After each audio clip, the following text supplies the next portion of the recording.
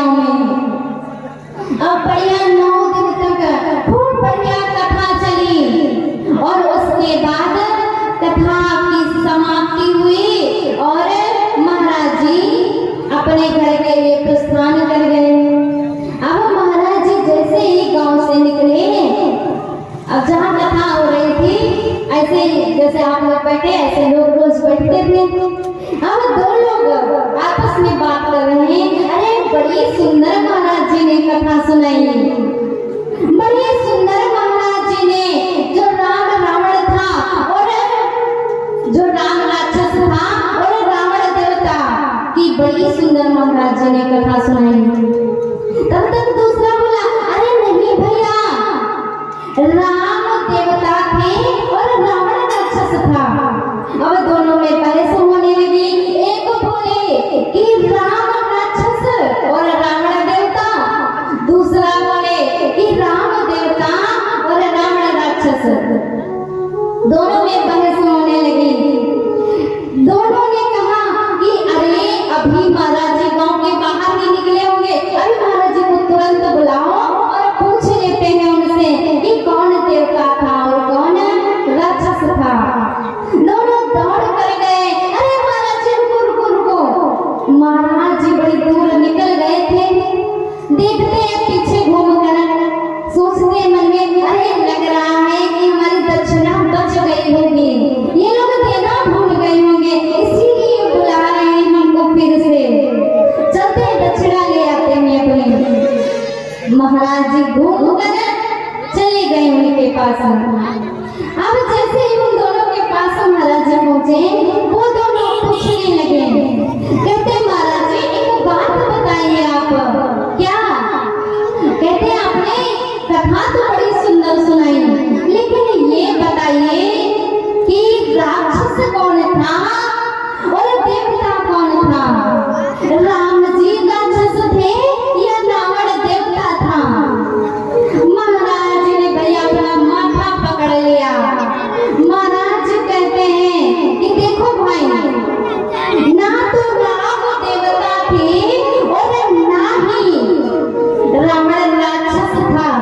यहाँ राक्षस तो बस 2 ही थे, एक तो हम थे और एक आप लोग थे, जो कि 9 दिनों में यही नहीं समझ पाए कि राक्षस कौन था और देवता कौन था। इसीलिए कहते हैं कि पहले जानना आवश्यक होता है, तब वही कथा सुनी जाए तो कथा में आनंद आएगा। बाबा गोस्वामी जी ने इसीलिए यहाँ चौपाई लिखी है कि पहले राम जी के बारे में जाना। कहते राम से बड़ा राम करनामा, प्रभु से भी बड़ा उनका नाम है। क्यों? क्योंकि जब राम जी इस धराधाम पर आए थे तो उन्होंने कितने लोगों को तारा? मात्र गिने चुने लोगों को। हम ऐसे गिन कर भी बता सकते हैं कि केवट राज को, निषाद राज को, मैया सबरी को, अहिल्या बाई को, गीधराज जटायु को, ऐसे गिन कर हम बता सकते हैं। लेकिन जो आज राम जी का नाम है वो लाखों करोड़ों पापियों को भी तार रहा है। ऐसा प्रभु श्री राम जी का नाम, राम जी से भी बड़ा राम जी का नाम है। इसीलिए पहले उनके बारे में जानना आवश्यक है। फिर उसके बाद कहते हैं ना, लोग बड़ा कहते हैं कि महाराज हमारे जीवन में ना बड़ी समस्याएं हैं। लोग ऐसे कहते रहते हैं कि हमारे जीवन में महाराज बड़ी समस्याएं हैं। ये समस्याएं कैसी हैं कि आती हैं और जाने का नाम ही नहीं लेते हैं। तो देखिए भैया, समस्याएं सबके जीवन में आएंगी। कोई देखिए, कहते हैं ना, हर सिक्के के 2 पहलू होते हैं। यदि दिन है तो रात भी है, हानि में तो लाभ भी है, जीवन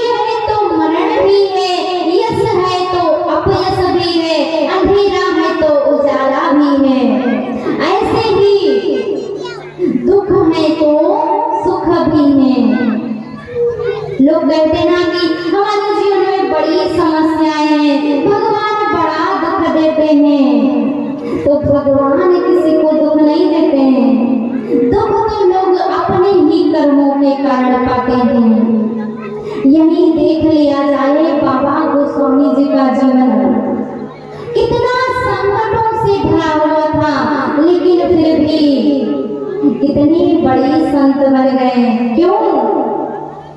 क्योंकि वो भगवान के भरोसे थे। और हम लोग यही गलती कर देते हैं कि सब पर तो भरोसा करेंगे लेकिन भगवान पर नहीं करेंगे।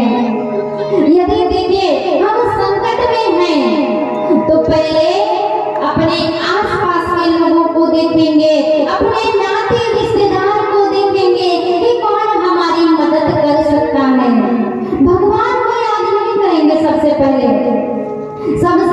अपने रिश्तेदारों को याद करेंगे, अपने घर वालों को याद करेंगे। जब सबसे एकदम छूट जाता है विश्वास, तब जाकर वही भगवान याद आते हैं, तब लोग भगवान के पास पहुंचते हैं। और यदि संकट आने से पहले ही आप भगवान को याद कर लें तो क्या वो संकट आने देंगे? नहीं आने देंगे। कहते हैं भगवान को यदि पाना है ना तो भाव से उन्हें बुलाइए। कहते हैं भावना में यदि भाव न हो, भावना में भाव न हो तो भावना बेकार है। और यदि भावना में थोड़ा सा भाव आ जाए तो भाव से बेड़ा पार है। और भाव में महाराज दो प्रकार का होता है, भाव दो प्रकार का होता है। कौन कौन होता है? एक भाव होता है ये वाला, समझते हैं, जिसके बिना बाजार में कुछ नहीं मिलता। आप कहीं भी खरीदारी करने जाए, इसके बिना कुछ नहीं मिलने वाला। एक भाव ये हो गया। और एक भाव यहाँ होता है अपने मन का भाव। तो इस वाले भाव से तो भगवान मिलने वाले हैं। कौन सा भाव लगाना पड़ेगा? यहाँ का भाव। कहते हैं ना कि भाव बिना बाजार में वस्तु मिले नहीं मोल। तो भाव बिना हर क्यों मिले, जो है सबसे अनमोल। यदि भाव बिना बाजार में कुछ नहीं मिल सकता तो भाव बिना भगवान कैसे मिल सकते हैं? तो भगवान को पाना है तो भाव से बुलाइए, उनके सहारे रहिए। बाबा गोस्वामी जी ने लिखा है यहाँ पर, देखिए कोई माली, जैसे कोई माली बाग लगाता है, खूब सुंदर बाग लगाए, उसकी खूब देख रेख करता है, रोज पानी देता है, खूब बढ़िया से उसको रखता है। लेकिन फिर भी देखें तो उस बाग में कहीं न कहीं कोई न कोई पौधा टूटा हुआ रहेगा, कोई न कोई फूल मुरझाया रहेगा, कोई पौधा सूख जाता है। लेकिन यही दूसरी तरफ पहाड़ों पर देखिए एक नजर डालकर, कितने हरे भरे पौधे लगे रहते हैं। किसके सहारे रहते हैं वो? किसके सहारे रहते हैं? भगवान के सहारे रहते हैं। बाबा गोस्वामी जी कहते हैं कि तुलसी बिरवा मांग के सींचते मुरझाए, तुलसी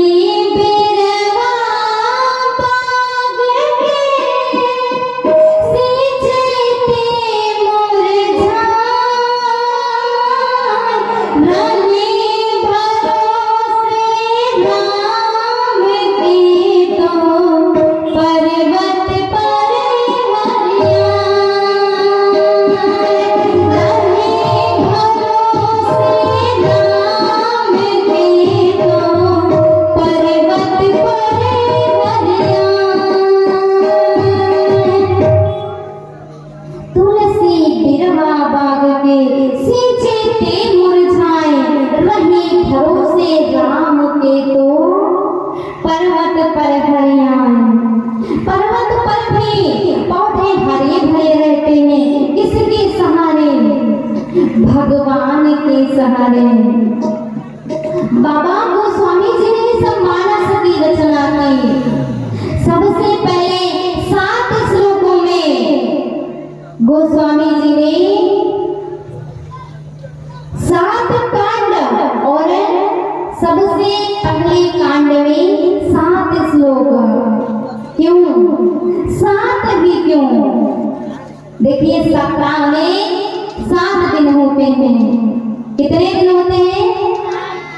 7 दिन।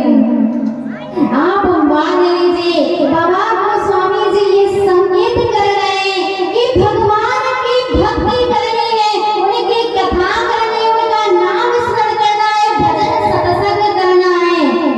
तो कोई दिन मत विचारिए, 7 दिन शुभ है। आप किसी भी दिन किसी भी समय भगवान का नाम लीजिए, भगवान की कथा कीजिए, भजन सत्संग कीजिए।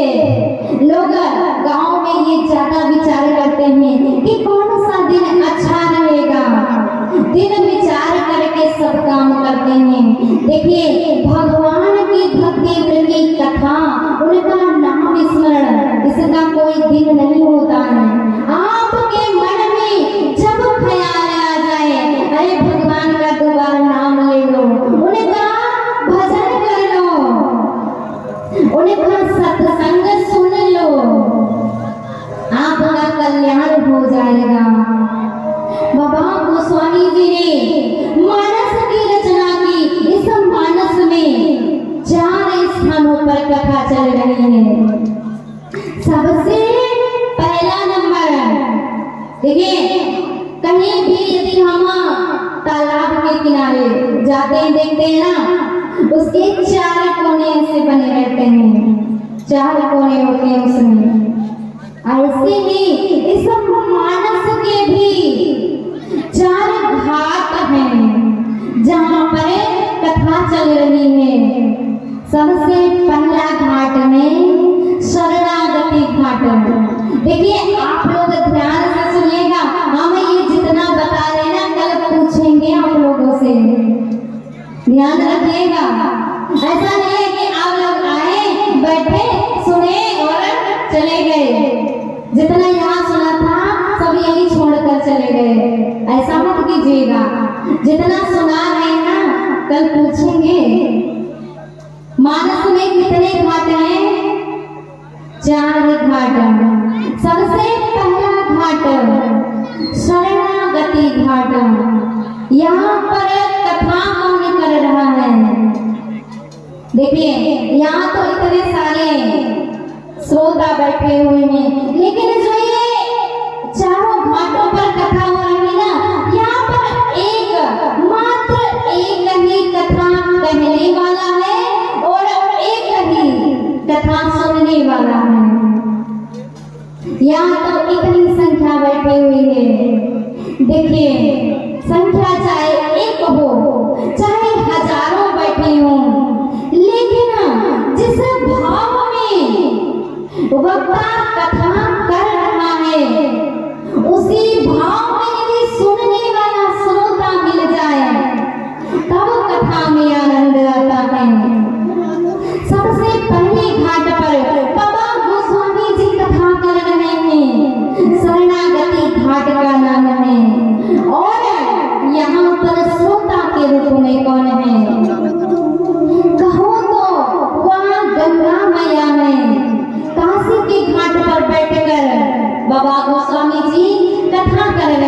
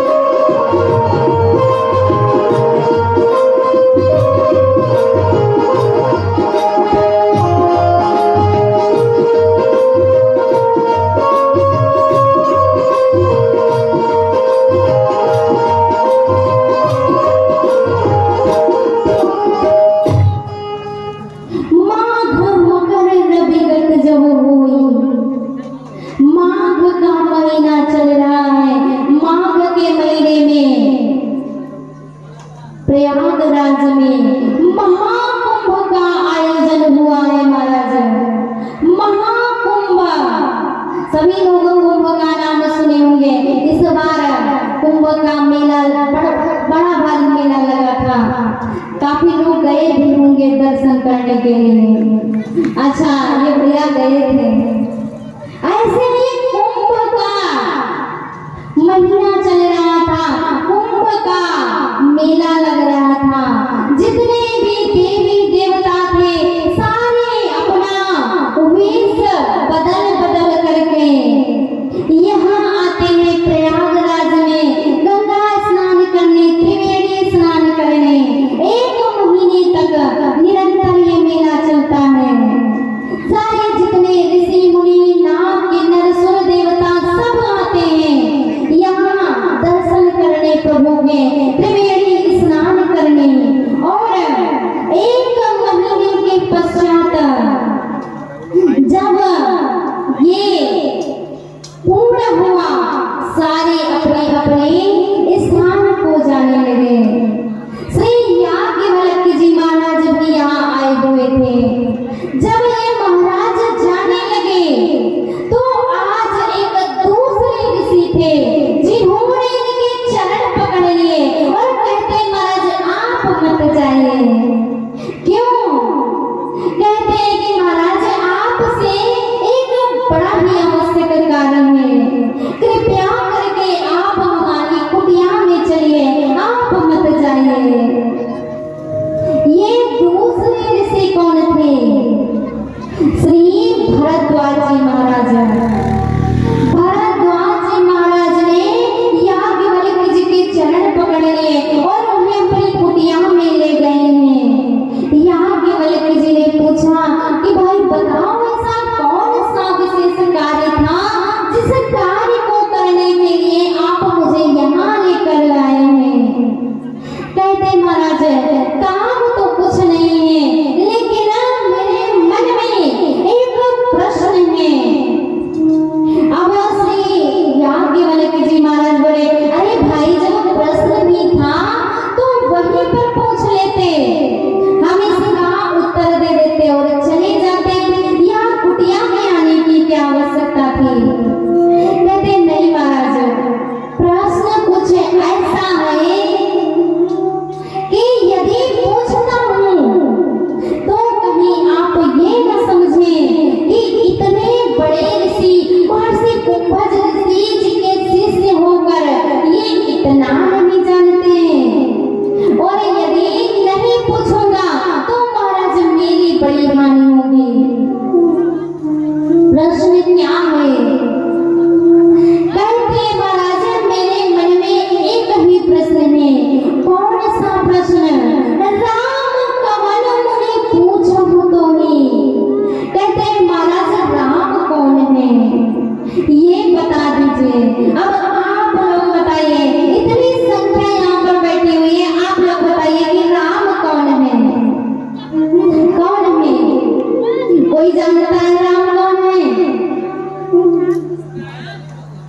अरे कोई तो हाथ खड़ा करके बोल दो।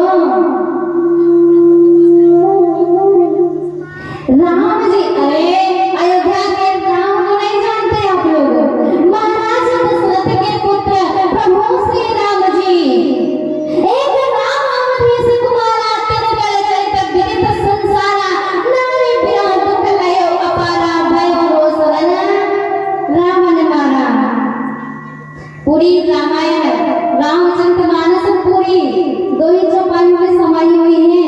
एक राम जी वही अवध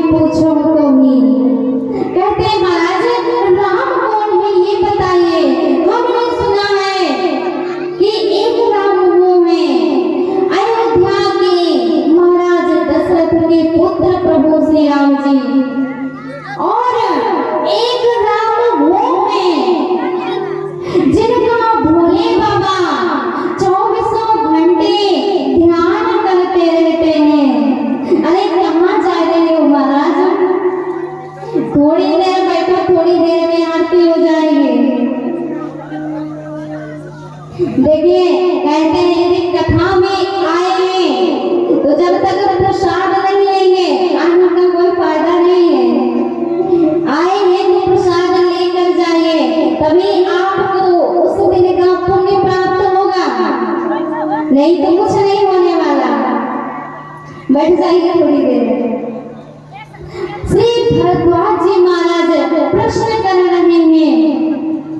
याज्ञवल्क्य जी महाराज मुस्कुराते हैं और कहते हैं कि राम भगत तुम मन क्रम बानी। मैं जानता हूँ कि आप राम जी के भक्त हैं, मन से वचन से कर्म से प्रभु श्री राम जी के भक्त हैं, लेकिन चतुराई तुम्हारी मैं जानी, मैं आपकी चतुराई को समझ रहा हूँ। भरद्वाज जी कह क्या रहे हैं? कहते महाराज जी राम कौन है? एक तो वो राम है अयोध्यापति, दूसरे भोले बाबा जिनका 24 घंटे ध्यान लगाए रहते हैं वो राम है। और यही नहीं, हमने तो इतना भी सुना है। क्या कहते महाराज हमने तो 4 राम जी के बारे में सुना है। कौन कौन? कहते एक राम दशरथ कर बेटा, एक राम घट घट मेटा, एक राम का सकल पसारा, एक राम सब जग से न्यारा। कहते महाराज 4 राम तो यहीं पर हो गए। अब आप मन संशय दूर कीजिए कि क्या ये वही राम है या फिर ये कोई दूसरे हैं। कहते महाराज आपकी चतुराई को मैं समझ रहा हूँ। भरद्वाज जी महाराज ऐसे ऋषि हुए हैं जो इंद्रियों को भी अपने वश में करने वाले थे। श्री याज्ञवल्क्य जी महाराज कहते हैं कि आप ऐसे इसको मत समझिए, इसको आप ऐसे समझिए कि वही राम दशरथ कर बेटा, वही राम घट घट में लेटा, उसी राम का सकल पसारा, वही राम सब जग से न्यारा। राम वही है महाराज, कोई दूसरे नहीं है। लेकिन फिर भी यदि आपके मन में संशय है तो मैं आपको राम कथा सुनाऊंगा, लेकिन भगवान पर कभी संशय नहीं करना चाहिए, कभी संदेह नहीं करना चाहिए। क्यों? यही संदेह है एक बार मैया सती ने भी किया था, मैया सती को भी यही संदेह हुआ था। कहते महाराज त्रेता युग का समय में याज्ञवल्क्य जी महाराज कथा प्रारंभ करते हैं। भरद्वाज से कहते हैं कि भरद्वाज जी त्रेता युग का समय है। याज्ञवल्क्य जी कहते हैं